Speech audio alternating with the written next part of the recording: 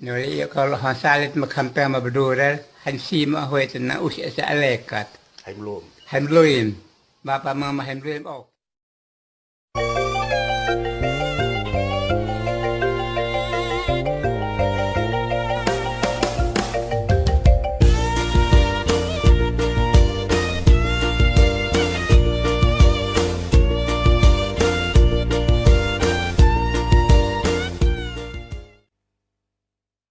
Puasa fitnah, dendam, dan omong kosong. Bapak Ibu, saudara-saudari umat beriman yang terkasih dalam Yesus Kristus, bertobatlah dan percayalah kepada Injil. Inilah seruan dan ajakan Yesus kepada setiap pengikutnya.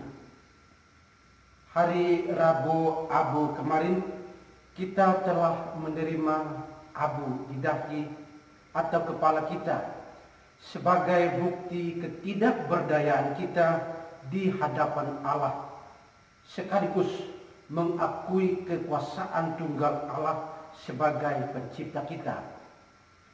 Ajakan dan seruan bertobatlah dan percayalah kepada Injil dipakai ketika imam mengolesi abu di dahi atau menyirami abu di kepala kita masing-masing. Penginjil Markus hari ini mengulangi kembali ajakan dan seruan Yesus ini. Bertobatlah dan percayalah kepada Injil sebagai bukti penolakannya terhadap godaan-godaan dan tawaran-tawaran iblis.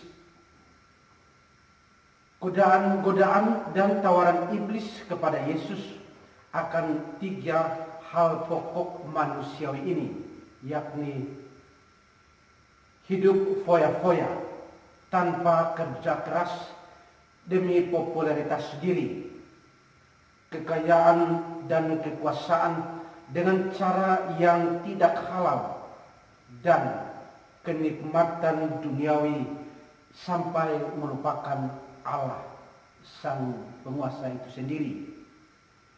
Penginjil Markus hari ini menceritakan secara singkat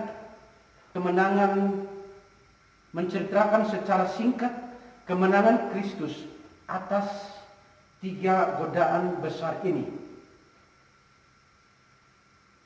Kristus mengalahkan kejahatan berkat perlindungan ilahi yang dilambangkan oleh para malaikat.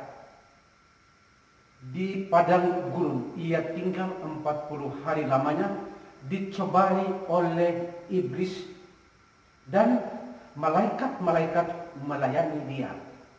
Ia pun mewartakan pertobatan. Bapak Ibu, saudara-saudari umat beriman yang terkasih dalam Yesus Kristus, pertobatan yang dituntut Yesus hari ini bukan sekedar pertobatan di bibir. Bibir berkata lain dari apa yang ada di hati, atau meminjam kata-kata anak zaman now, lain di bibir, lain di hati.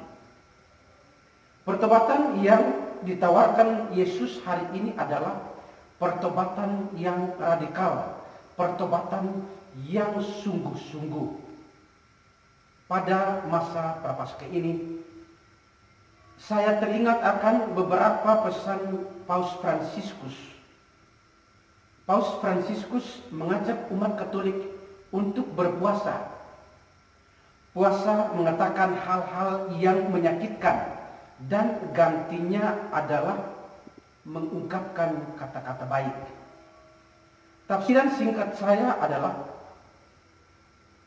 puasa menyebarkan fitnah-fitnah. Puasa menyebarkan gosip-gosip murahan terhadap sesama manusia, apapun golongannya, suku dan agamanya. Paus juga mengajak umat Katolik untuk puasa dari dendam dan menjadi penuh balas kasih. Puasa dari kata-kata menjadi keheningan batin yang memancarkan kasih Kristus itu sendiri. Puasa fitnah, puasa dendam, dan puasa omong kosong.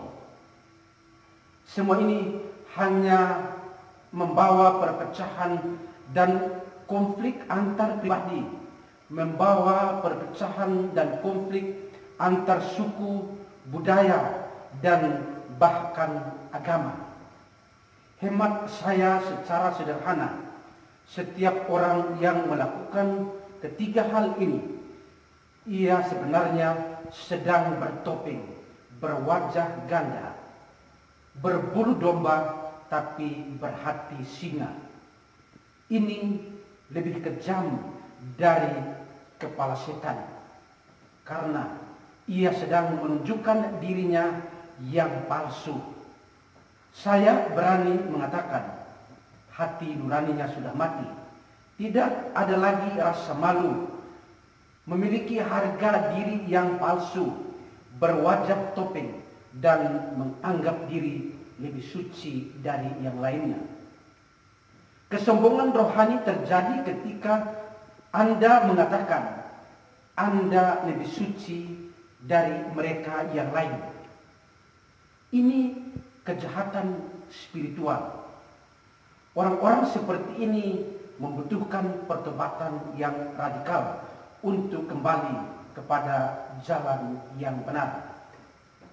Setiap orang yang dikuasai oleh kejahatan, setiap orang yang dikuasai oleh fitnah, setiap orang yang dikuasai oleh dendam dan omong kosong, ia sedang mengalami kehilangan, bahkan kematian di dalam dirinya sendiri, dalam relasi dengan Allah dan sesama manusia lainnya.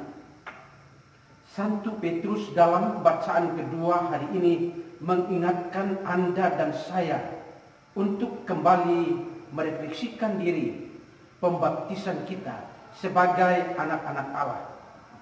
Berkat pembaptisan kita dipilih untuk taat dan setia pada perjanjian dan komitmen kita sebagai anak-anak Allah yang selalu membawa damai, berkata dan berbuat baik, berbelas kasih, tanpa menghina yang lain, dan membawa kedamaian batin.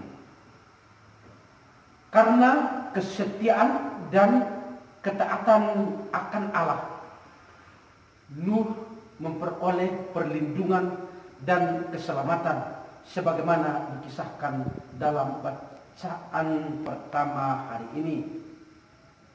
Saya mengajak saudara-saudariku sekalian, marilah di masa Prapaskah ini, Anda dan saya, kita semua, untuk puasa fitnah, puasa dendam, dan puasa omong kosong. Bertobatlah dan percayalah kepada Injil.